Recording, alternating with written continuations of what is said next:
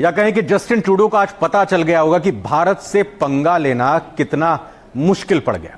दरअसल भारत की तरफ से आज बड़ा कदम उठाते हुए, बड़ी कार्रवाई करते हुए कनाडा के राजनयिक को कह दिया है 5 दिन के अंदर भारत छोड़ दें।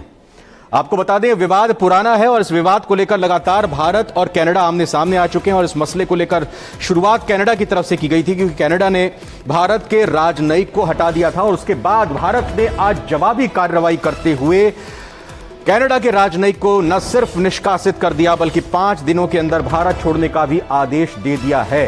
और यह दर्शा दिया है न सिर्फ कनाडा को बल्कि तमाम उन कथित तौर पर विकसित देशों को कि भारत को कमतर आंकने की गलती ना करें। पूरी खबर, पूरा विवाद क्या है, ये देखते हैं।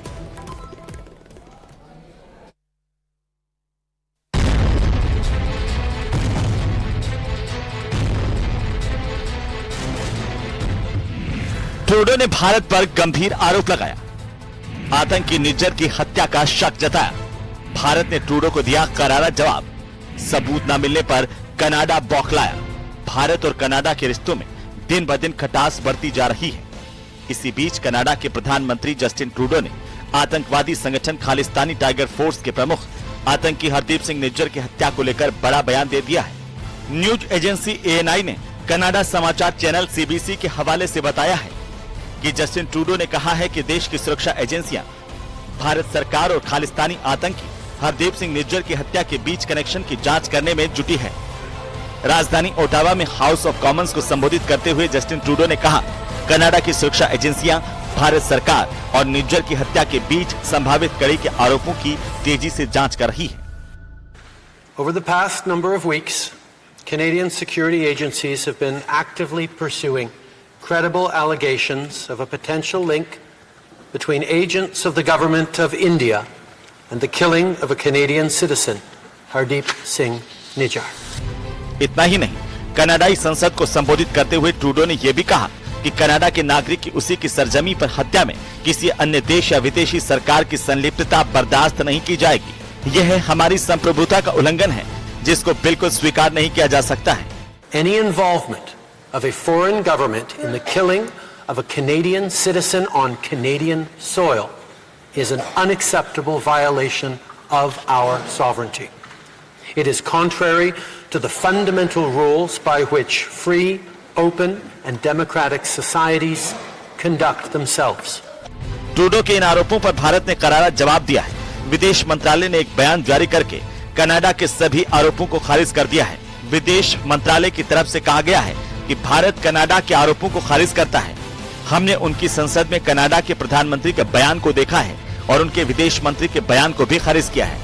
कनाडा में हिंसा के किसी भी काम में भारत सरकार की भागीदारी के आरोप बेतुके और प्रेरित हैं। विदेश मंत्रालय ने आगे कहा है कि इस तरह के निराधार आरोप खालिस्तानी आतंकवादियों और चरमपंथियों से ध्यान हटाने की कोशिश करते हैं, जिन्हें कनाडा में आसरा दिया गया है और जो भारत की संप्रभुता और क्षेत्रीय अखंडता के लिए खतरा बने हुए हैं।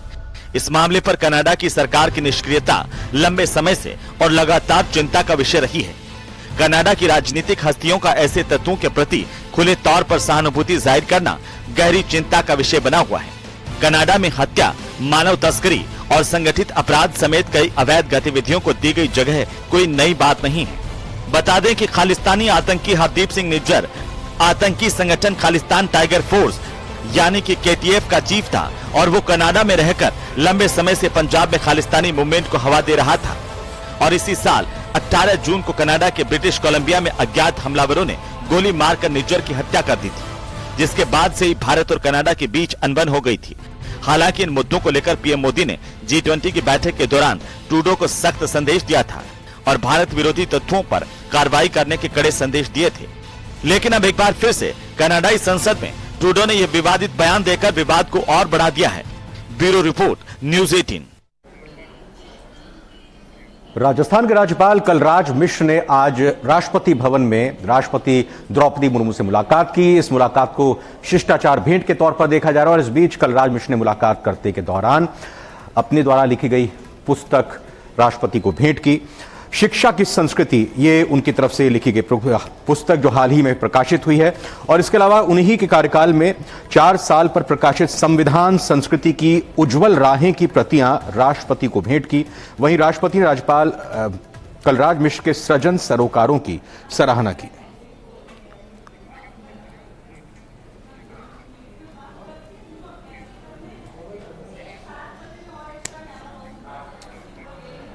सचिन तेंदुलकर, जी हां, मास्टर ब्लास्टर सचिन तेंदुलकर भगवान गणेश के परम भक्त हैं।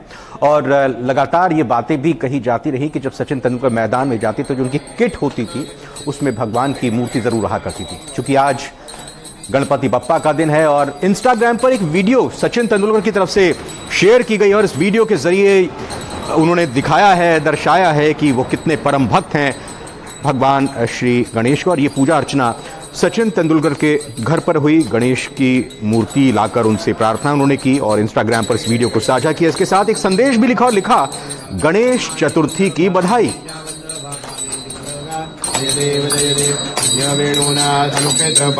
सुवर्णाजी कमले वनमाला गळा राही रुक्माबाई राणी याद करा ओबाई तो राजा सुवासा बळा।